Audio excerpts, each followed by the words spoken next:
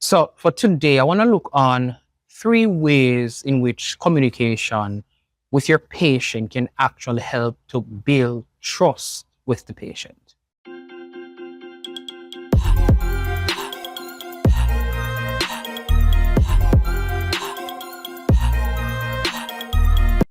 So what I want to look on regarding that is the fact of why communication is important and how to use communication better. Some of those who don't know, my name is Chris. I'm the founder of Edunomics Limited. We're an online-based training platform. So if you're interested in training in early childhood development or education, practical nursing or geriatric nursing, you can always give us a try and see how it works out for you.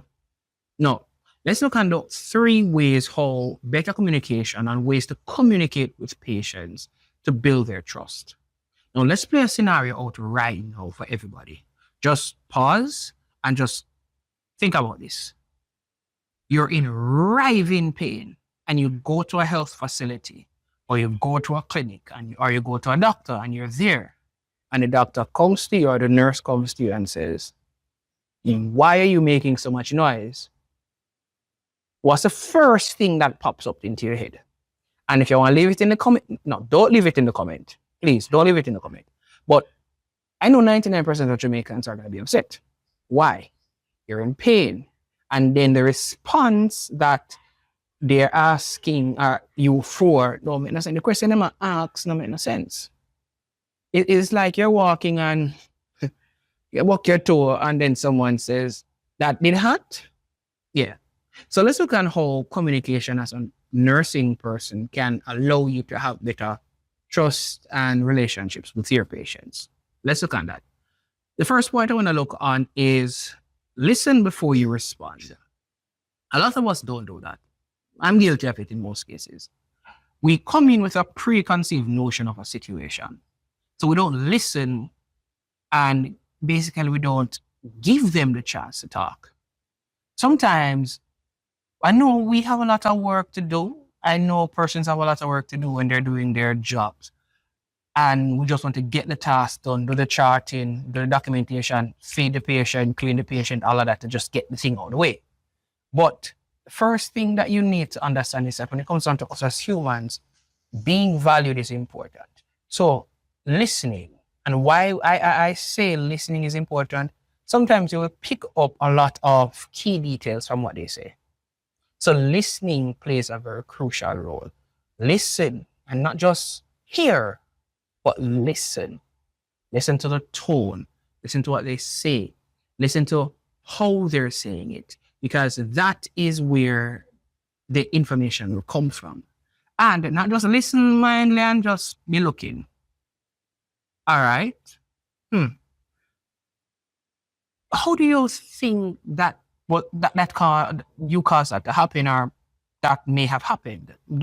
So not just listen blindly, but listen and respond with a positive, assuring, and caring tone.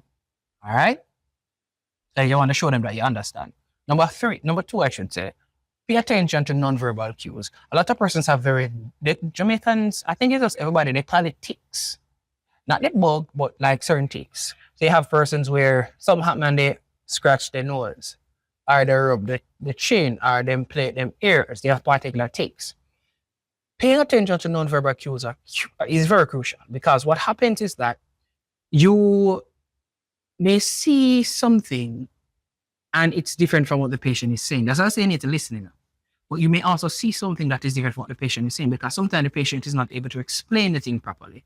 But using that nonverbal cue may click something in your head to say, "No, man, maybe this is not what's actually really happening." All right? So paying attention to the nonverbal cues is crucial. The other aspect when it comes on to the communication aspect is being respectful and using professional language. Why I say that? You're going to meet persons who are not going to be able to understand the particular jargons you are able to speak. A lecturer of mine would say to us, if you are not able to explain it to a 6-year-old, then you're not able to explain it. Because here's the thing. Yeah, you have these nice fancy talks, but at the end of the day, as I keep saying about communication, your ability to say, hey, Miss Brown, this is what's happening, so that Miss Brown understands, is the difference between Miss Brown coming back to you worse or coming back to you better. Follow me? Your tone also makes a difference. You see, sometimes when the patient come with anger, it doesn't mean all the time you should go back with the anger. The tone makes a difference. There's a saying that the soft answer turneth away wrath, and the grievous words stir up anger. There's a truth. Sometimes it's not worth argument. Sometimes it's best you walk away. I'm being honest. So that also ties into the whole respectfulness and professionalism. Always have your supervisor on speed dial for this aspect. Anything can happen. Don't face it alone. Have your supervisor in your back pocket, because they're going to help you to maintain that respectful and professional language when it comes on to dealing with patients. Now, as I say, the response you give will determine how the particular parties relate back to you.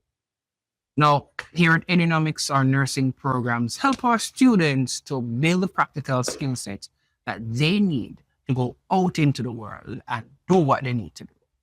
So, if you think you can manage your communication, professionalism, documentation, and all of that, and you feel like you can manage a program, you can always give Edunomics a try. So, my name is Chris, and this is